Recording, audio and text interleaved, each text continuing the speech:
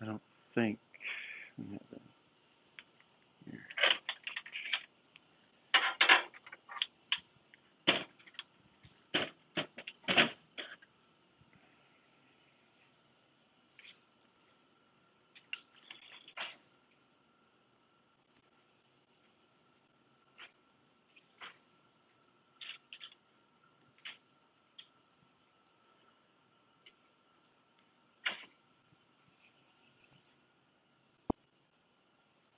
So if you have not done the prompt for this week, it's due the end of the day. This one is part of your. This one will be graded.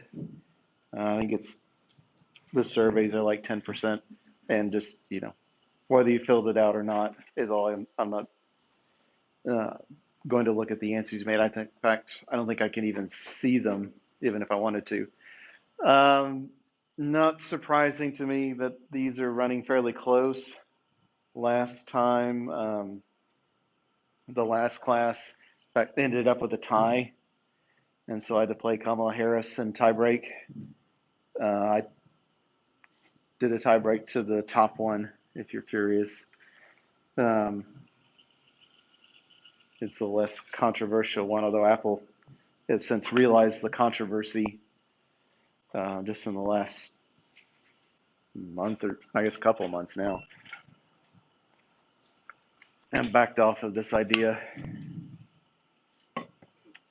Um, if y'all pick it, we can talk about it some more, but um,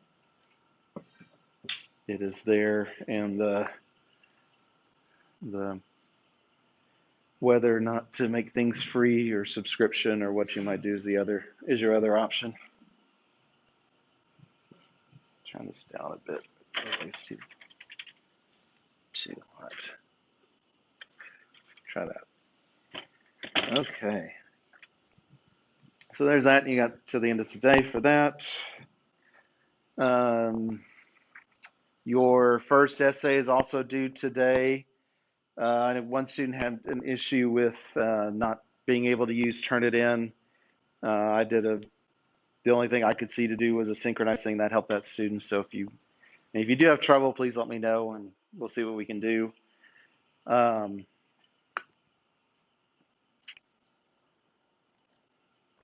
and just remember that it won't accept a PDF, so it accepts Word, a bunch of different formats, rich text. I'm pretty sure you can do it from Google Drive if you want. Whatever their word processor format is. If you use OpenOffice or LibreOffice, uh, the native format from them works as well, just not PDF. Okay. Any questions for me? I think it shouldn't be. If those we can handle on a case-by-case basis. Okay. Back up. Let me get my pointer too. This week we're talking about privacy. Now, this is another case. I mean, really, probably any of these topics are things where we could spend a whole lot more time than we are. On the ethics ones, I've done taken an ethics class twice in my time, undergraduate and graduate. Privacy was actually one of the first courses I took in my master's program was on privacy. By the way, if you need the word of the day, it's back there, value, to fill that in. So I did a whole class. Now, obviously, we don't have anything like that kind of time, so I'll bring in pieces of that just as we go. But obviously, we'll keep this relatively short. Privacy for a lot of years, at least I know with my generation, I can't speak for y'all's so much, but for a while, Google was the most awesome company in the world. I mean, it's still up there. Students that want to go to companies, they usually mention Google or Amazon or places like that. But it's lost some of its luster, and part of the reason is that over the last how long now? I don't know, 5 years for sure, maybe a bit longer than that. Privacy has become more of an issue. Now, back, probably goes back farther in Europe, where they, in, I don't know, 2014, 2015, probably, they created GDPR, which we won't really talk about here, but it's a privacy uh, regime, I think is what the R stands for, um, where they have specific things. In fact, California recently adopted something similar to GDPR for privacy for citizens of California. But for the longest time, it was just something that you gave away and probably didn't even realize it. In the U.S., at least, it was in 2017, so almost 5 years ago, that it really, or maybe it's 2016, that Cambridge Analytica came up. The stuff they were doing was in 2016, where they worked for Ted Cruz and then Donald Trump, and they used Facebook's APIs and ended up getting a whole bunch of data on millions of potential voters, and we're using that for targeted ads or mailings or something or other. Um, that really, in the U.S. at least, kind of kicked off the revelation of what Cambridge Analytica did. Kind of kicked this off. It really put Facebook in the spot, in the crosshairs for the first time, in particular. But um, you know, started to make it an issue, and it's become more of an issue since then. To the point now that I think, as a generation, your generation that's in school now is probably more conscious of privacy than my generation is, because we grew up, well, I was in college or starting college when Google first hit the scenes and was just so much better than everything else that everybody used it for years without thinking about it. Now we think about it some more. One of the issues driving this is that everybody values privacy, but it's always a question of how much. Do you say I value, you know, and really it's hard to put a dollar sign to that, to say I value it so much that I'm willing to pay X number of dollars for a service for them to not collect my data or not give me targeted ads or not do any of these things. That's a difficult number to put on. Of course, it depends on the service as well. If the service is something that I really like and would think about paying for anyway, then sure, I'll do it. But if it's something that I don't know if I want it or not, if I'll actually use it much, then the privacy trade-off is a lot harder to make. Is a lot harder to judge. There was a study in, I think it came out in 2019, about Facebook that this analysis, I think it's just of Facebook's earnings reports, suggested that we are worth, in the ads that you see on Facebook. And I apologize, I'm going to use Facebook a lot. I know that that's another my generation thing. I was on Facebook fairly early. I'm off of it now. I deleted my account earlier this year, but you'll see a lot of Facebook because they're the biggest name.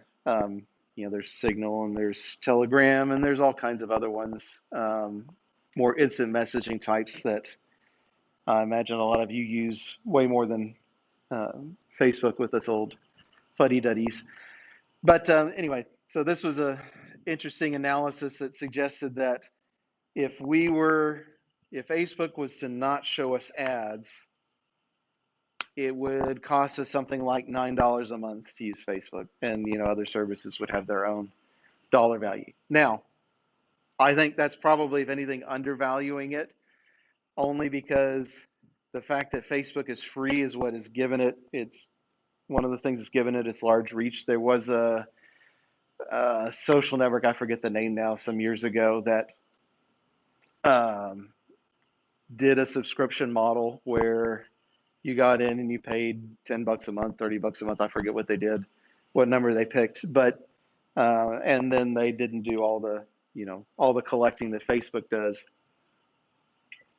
Don't show you ads and so forth. Um, probably one of the reasons it didn't grow is it didn't get that critical mass of people that would pay that much and then would use it. Because if your friends don't pay for the same service, I mean, it happens even with free services. If your friends aren't on it, then what good is it to you? Um, so I imagine just the fact that it's free makes us worth more to them than $9 a month. Because if it wasn't free, then they would have far fewer users. There'd be likely a mass exodus. But that's a number somebody tried to put on it.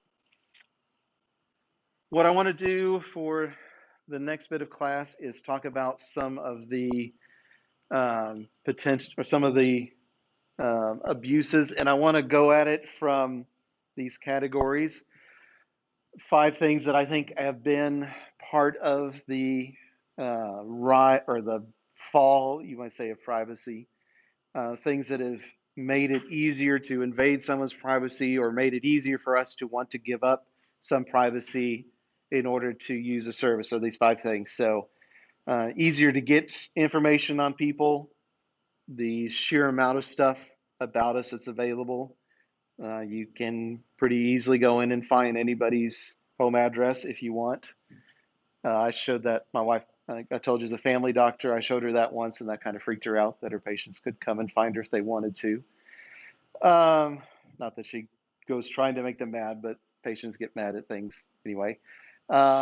Free services has certainly been a part of it, that what you give for it to be free is you give your permission for them to show you ads, collect data on you lots of times in order to show you more relevant ads. And so that rise has been part of part of what's gone on that makes privacy invasions easier for us to stomach in particular. The tech titans, the big software companies that, well, I mean, Amazon more and more relies on advertising. Facebook always has, Google always has.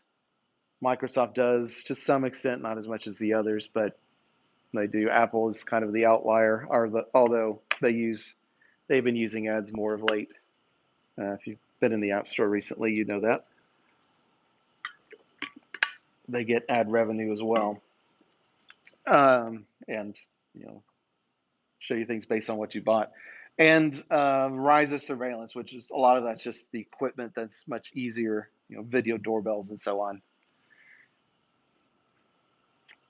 This first one is kind of a fun one, at least the particular incident.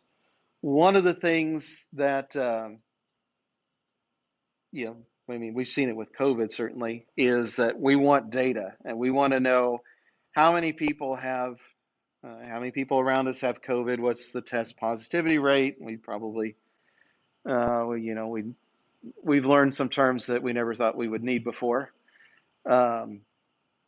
Positivity rate and testing, effectivity and all of that. So to get that, we need data, and we need data about, of course, about people. And we want to, and in order to preserve people's privacy, what's generally done is, and it works for COVID, is that you take a lot of people's data, so everybody that's contracted COVID, say, and you might release some information about them. We've seen, certainly, especially in the early parts of the pandemic, it was one of the big keys was how many people, like over 80 or 65 plus, were getting infected, because there was a definite correlation. The older you were, the more likely you were to get serious illness and die from COVID. So that kind of demographic information was important. So what people do when they release that is, obviously, they take names out, they take addresses out of that data, they scrub some of that out, but they still include, maybe your generalized age, maybe your zip code. That does happen, certainly. They leave some pieces in, so at least so that the researchers can get what they need, find out where people are getting infected to a small enough area that they might be able to direct resources to that area and so on. Um, so they anonymize this data, they aggregate this information to try to avoid finding out, avoid people being able to figure out who exactly got infected and stuff like that. Um, there was a case of this. One of the approaches is something called k-anonymity, where the idea behind that is that in any data set you release, you have to make sure that at least, and you set a value for k, so 5 or 10 or whatever, where you make sure that there are at least, say, if you say 10, k equals 10, there are at least any particular value that comes out there, at least 10 people have that value. So in theory, even if you knew somebody had a particular characteristic, you wouldn't be able to drill down completely. That's the idea. This was actually touted. I don't know, I forget who the governor was. There's a link if you want to read about it. Pretty sure it wasn't Mitt Romney. He's the only Massachusetts governor, former Massachusetts governor I know, who touted this system that where they were releasing health information online, but it was anonymous. They made an attempt to anonymize it so you couldn't go back and find out individuals. Well, they didn't do really a good enough job because I think a graduate CS student, um, took that data, took voter registration data, and applied it to the governor, and were able to figure out that the governor had had surgery at such and such a date, and I think it was just those sources, but anyway, use these two sources together to figure out who the governor was in this anonymized data, and posted that really quick and made the governor look bad. What happens, and with the amount of data that's available on us, just voting records, there's a lot of stuff at the county, like if you own a home, that's a county record that is free or available to anyone who wants it. So things like that are out there. And what you can do is you can take this data set and this data set and this data set, filter them all together, and potentially unmask the person that was supposed to be anonymous, or one of the people that was supposed to be anonymous. The technical term is re-identification or re-identifying them. So that can happen just because of the sheer amount of information that's out there and the difficulty of saying, okay, how, it'd be, you know, unreasonable to expect people to say, okay, well, how anonymized do I need to make this data for someone to not be able to be identified from it and other things? That's difficult.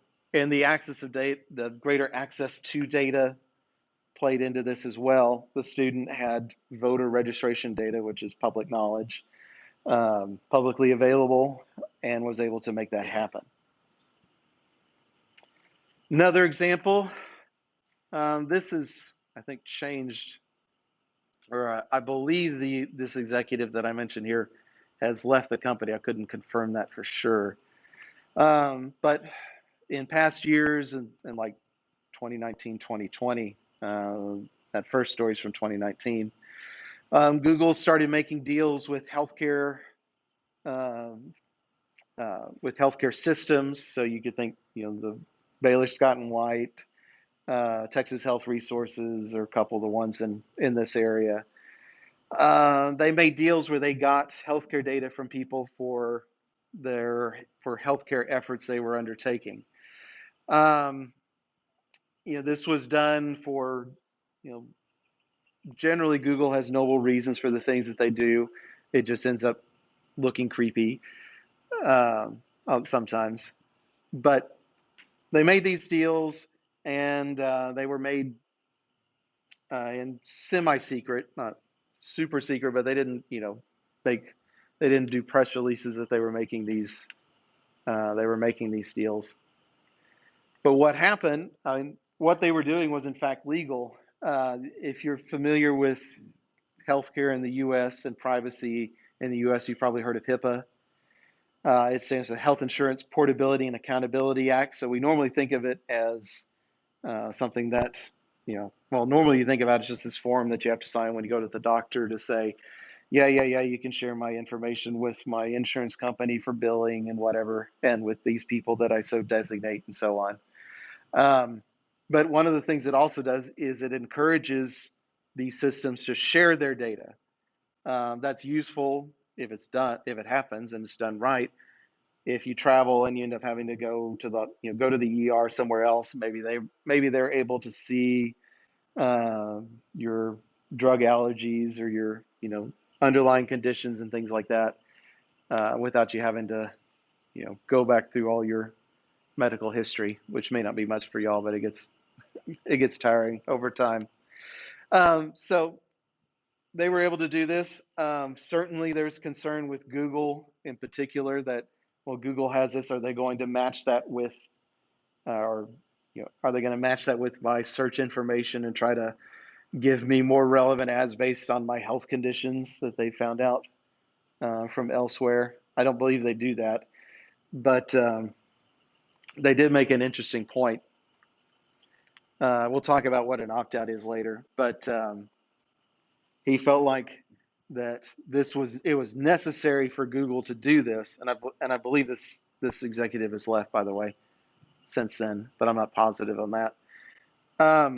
That getting this data was going to help people, so it was necessary for Google to do it so that they could find out trends in healthcare.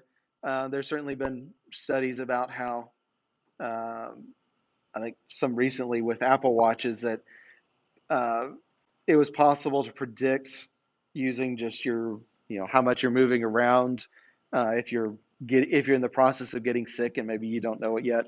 There's things like that all this healthcare data can do, but at the same time, they're gathering data on a lot of people. What else might they do with that data? And it's certainly um, a concern just how many people have access to our healthcare records. So you can see that. A third one, this one comes with I'll show you this map here in a second. If you don't know, if you or your parents or people have Ring doorbells. Ring is a company owned by Amazon, bought by Amazon, I think, some years ago. They made a deal or made a bunch of deals with police departments.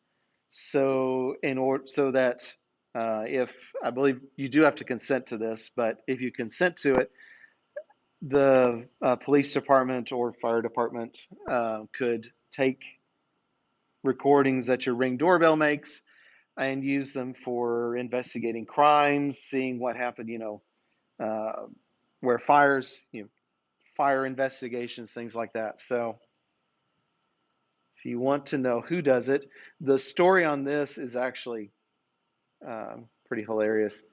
They This was discovered in part because a researcher, may have been a student again, um, was doing some research, and they discovered that a lot of police departments, were trying to, of course, sell their citizens on this idea, and they all use the same language. I mean, like the same words, the same sentences, and so they were able to actually trace back from that to figure out which departments had made these deals with Amazon because Amazon had provided them with, here's the press copy of, if you put, you can use this to encourage your citizens to allow you to use this data to get at this data when they need to. And just the fact that everybody, you just copy and pasted uh, that information meant that you could figure out everybody who used this, this these particular sentences were likely ones using it. So they kind of went back to do it. So this is a map of the area. The Dallas PD uses it. It's probably a little small to see. Addison does. The Richardson Fire Department, Plano Police Department, your Saxe Police Department. I live in Wiley. Our fire department uses it. Lucas, and there's more out there, and you can kind of, if you want, you can follow the link and you can see lots of different places use it. So another fun story of this being uncovered, but you can read more about it if you want. The link at the bottom there. Um, this is a case in particular where the fact that it was Amazon really helped this. Had this been one of the smaller, there's still a lot of companies that make doorbells. We use one from a company called SimpliSafe. I picked it in part because it wasn't Amazon, it wasn't owned by Amazon. Um, if you use a Nest video doorbell, that's linked to Google. Part of what made this kind of deal, I'm sure, made this kind of deal interesting to police and fire departments was the fact that this was Amazon, and so many people use Ring doorbells that there was a critical mass of people that made this interesting. That would make this interesting. If only 1% of or less of your city or of your dwellings use a particular kind of doorbell, that's probably not enough for you to invest time and effort into it. But the fact that this was Amazon and they had such a big market share meant that getting this kind of data would be more interesting to them. Did you have a question back there? Okay, just I had a student last class who was somewhat active, and he did something to his arm, so he was holding his arm like this, and forever not sure if I was getting a question or not. I don't, like I said, we don't normally get questions in this part of the class. That's okay. Um, and also, so the fact that it was Amazon made this deal interesting to police and fire departments, I'm sure, as well as just the number of doorbells that are out there. I don't know what the percentage is, but it's probably a decent percentage of homes now have video doorbells. I mean, we have one just so we can see when someone comes to the door if we're not there, and you probably think of the normal uses for it. So deal with Amazon gets you access to a whole lot. Location tracking is one that we're probably all familiar with. Our phones. There was so I'll get a little bit political here. Um, one of the things that's been going around with the COVID vaccines is that there's a belief by some that included in your vaccine is a microchip that is used to track you. And a friend of mine he's a chiropractor actually, but his response to that is, well, if you are concerned about that, you really shouldn't be taking your phone around because your phone keeps track of where you are in a bunch of different ways. It's not just you don't have to turn on your mapping software for it to get a decent fix on where you are. Just the fact that if the Wi-Fi network you're connected to, Google has, and I'm sure others have too, has spent a lot of time mapping Wi-Fi networks. Part of when they drive their cars around to get the street view is they keep track of what Wi-Fi networks they found. This actually was a scandal a couple of years ago. They pick up on those, and so they use those to help fix your position. The cell towers you're connected to, Bluetooth, even if you're not connected to something, your phone will can send out a signal or can be pinged for Bluetooth. I forget exactly how that works, but so stores have for some years now some stores have put out Bluetooth beacons that will help them position you, see where you are in their store. There is obviously lots of great uses for it, for navigation in particular, um, and then some not some great uses for it. If you want to have an interesting time or perhaps scare yourself, if you've ever used Google Maps, so if you have an Android device, would be, or if you use an iPhone with Google Maps, Google. One of the nice things they do is they don't just take this information; they will show it to you. So let me zoom in. What you're seeing here is my location data, and of course you can use that I'm sorry, I don't think I can get rid of that. Um, let's zoom out a little bit. You see some more. Now, there's nothing, so you can, for example, you might guess that I did something with Texas Tech because you see dots along the line to Lubbock. Those dots in Abilene and elsewhere, in fact, from when I went to the graduations when I got my master's degree.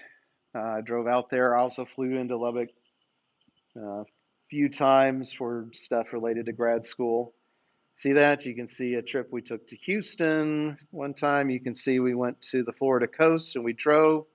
You can kind of track our progress. The route we went down to Destin. You can see we went to I've been skiing. I don't, I haven't skied in a while now, but we go on a ski trip with some men from church. You see we flew in either to Denver, to Salt Lake City, and went to places around there. See when we went to Yellowstone, that's what these are. And every once in a while, it gets one wrong. You notice it placed me in the ocean. Oh, that's what it was. It placed me off the Pacific coast, which, to my knowledge, I've never been there. I did fly through Seattle once on the way to Alaska. Um, had a stopover in Seattle. That is just a place. That's actually a place in, well, supposed to be Park and Play. That's a place in Saxe actually that got misdone. So, you know, one of the things that is a potential concern is what if the data is wrong? You know, you're near a Wi-Fi network and that places you where you really weren't. So you can see. Um, and you can also see, so since I switched to an iPhone in 2019 and started using Apple Maps. Uh, so we've been to New York since then and Boston, and Google has no idea because I was using Apple Maps and not Google Maps. But you can see, you know, there's a lot of information about where you've been. Google at least is nice and tells you about it, and sometimes makes mistakes, but there you go. Now, just the amount of the scope of information about us, or you know, the fact that we have our phones generally with us all the time. We use them to navigate if we go places we're not used to. So when we travel, that's uh, we're likely to have mapping data available on us because we're using a map. Um, and just the amount of surveillance. If you go to England, they're much more into cameras in public places than we are here. Although that certainly there are cameras all over the place. The fact that you might get recorded and you don't even know it is getting the likelihood of that is getting higher and higher, which has uh, some implications for the law that we may or may not get into. But they're just some of the things that are happening. Okay, a little bit of terminology. 20 minutes, we're doing good. The idea of informed consent. Some of these you've probably heard of before, and this may just make that knowledge a little more concrete. The idea of informed consent is kind of what it says on the tin, that when you get information on your users, they agree to it beforehand. So if you are storing information about their browser, or you know, or you give them, or uh, you're selling them something, and so person gives you shipping data, so you can ship their item to them. You store that data. They are, you know, the ideal is that users understand what data is being collected on them and how it is used. Now, a lot of times that happens inside of a privacy policy or a license agreement to use the site. Um, you've seen them. One of the side effects of GDPR, that European law I was talking about, is that you go to a website now that you haven't been to before or haven't visited in a while, and you get a little thing popping off, usually out at the bottom, saying, we use cookies on this site, and you're not using this site. You agree to allow us to put cookies on your device and use them, and usually you just say, yes, yes, yes, go away, go away. That was a GDPR thing. that forced that to happen. Forced it to happen in Europe and most places, since the internet is worldwide. Just do it for everybody, the lowest common denominator kind of thing. So that's informed consent. Secondary use is where you get data for one purpose, but then you repurpose it for something else. So let's stick with the e-commerce situation. So I have people that buy things off of my site, and I collect their I collect data, or collect their addresses so I can ship stuff to them. If I wanted to be ethically ambiguous, at least, I might take that information, aggregate it together, and then sell that to say, hey, I'm selling, I don't know, selling widgets, and here are where the people are that like the widgets. So if you are also looking to sell people widgets, or you want to make a widget, here are the places where you might want to consider advertising, because they grouped in these metro areas or whatever. That's an example of a secondary use, repurposing data for something else. Usually it's without the person knowing that you're doing it. You may say, we may use your data for other purposes. That certainly, that comes up in privacy policies, license agreements, but people don't read them. I usually don't. Profiling is the idea of when you get trying to figure out groups of people. Could be age ranges, or gender, race, could be. Definitely has been, racial profiling has been been in the news, and for very good reason. Has been in the news for back when after September 11th, and airport security became a much bigger deal. Profiling of people of Arabic descent was a concern. The people that did the bombings were Arabic, and then you kind of lump everybody together. Is how you get racial profiling. And so getting that kind of information may help you or advertisers to better target people for ads or for whatever, good things or bad things or indifferent. Um, and of course, with any of these, or with profiling, with a lot of these things, it's quite possible to get it wrong. So, simple example. It shouldn't be. It's fairly innocuous. Target Target, the company, the stores. Um, they said once that they could generally predict with about 90% accuracy um, who among their customers, or people that buy stuff at Target.com or in their stores, if they were expecting a child or not.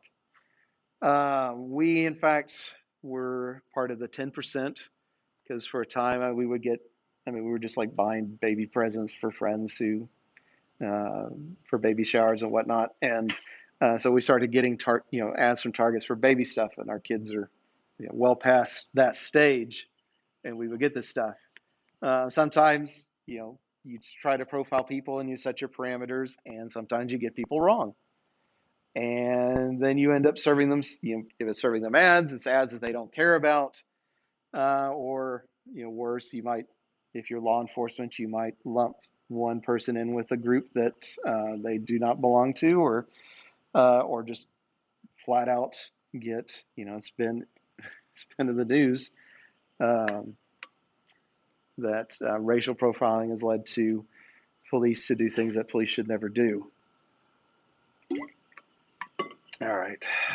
A couple other things. Opt-in versus opt-out is a big deal, because with many things, you probably felt this, you're trying to buy something, and usually there's a box somewhere that says, I consent to receive marketing emails, whatever, from this company. Whether that is checked or not is what makes it opt in or opt out. Now, it's easy to get these backwards because the opt part of it is the option that the user might take. So if it is opt out, it means that the box is checked by default and you have to uncheck it. Do not get those marketing emails. If it is opt in, it means the box comes unchecked and you have to make an action to click on something in order to get the stuff that they want to give you. Generally, in privacy circles, making things opt in is better because somebody is, back to informed consent. Somebody is saying, yes, I will take these emails from you. Yes, I do want you to use my data for this, and so on. But if your business is getting people to buy stuff, you probably are more likely to want to go ahead and, by default, opt them in and force them to opt out, force them to pay attention, because most people don't pay attention. That's where that last term comes in. Normally, the majority of people will just, if you give them a default action, they will just take the default. So if you have the box checked, they'll leave it checked. If you have the box unchecked, they'll leave it unchecked. And sometimes that's just people not paying attention. Sometimes it's people in a hurry. If you're trying to, if you've got the PS5 in your shopping cart and you're trying to get out before it disappears, you are probably hurrying as fast as you can, and you might miss something. But a lot of times it's just people not, people don't want to pay attention. We have way too many decisions to make to add some more on, so that tends to be the default. Any questions about any of that? Definitely, obviously, some very charged issues, especially with profiling and how it has been misused. This is, I've probably said enough. That gets dicey, and for good reason, in a big hurry. Okay, there's a couple of views on privacy we talked, and these are not, of course, mutually exclusive, nor are they necessarily the only ones. But when we talked about especially liberties and claim rights, or negative and positive rights, or negative positive rights, a lot of it came down to politics with privacy. No surprise, politics comes into this too. If you are on the political right, you tend to be, say, free market capitalist.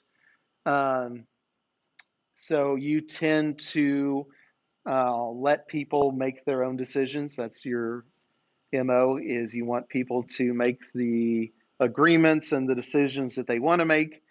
You expect people to inform themselves about privacy and things like that, and then make whatever decision is best for them, and don't force them into one decision or another. And it's all, like they say, like negative rights or liberties, where you are you are not taking away people's freedom to do what they decide to do. Now, certainly in recent years, that has been one of the issues that has come up, is the fact that with tech companies in particular, there were a few very large ones, and to not do business with them would be very difficult. You can pick which way, some of them are easier than others. Google is probably the hardest one to get away from. If you've got a Gmail account, then you're doing business with Google. Some of the other things are easier to get away from, but it's the fact of, it's hard to change email accounts. So there you go. The fact that there's oftentimes not a lot of choices, and especially when you talk about social networks, we talked about this idea of critical mass. Most of us are not going to want to be on, 5 or 10 social networks to try to connect with everybody. So only a few of them tend to get really big, and so, you can't really if you broke Facebook.com into a bunch of different pieces, they'd all probably die, because how do you split the users so that they would actually stay connected and want to keep using the service? And of course, these contracts that people, legally binding things and privacy policies and whatever, people don't read, and so They're not informed when they're making their decisions. So, and if you listen to a conservative, they will tend to less regulation is better. Um, and certainly, and if you listen to a lot of, not all tech CEOs are conservative, but they certainly have conservative leanings, a lot of them. If you talk to Google or Facebook or one of them about, are they a monopoly? They say, well, no, because some company could come along tomorrow, and if we're not nimble and paying attention to things, they could come and eat our lunch. This is, Google ate Yahoo's lunch, or um, places like Apple ate BlackBerry's lunch.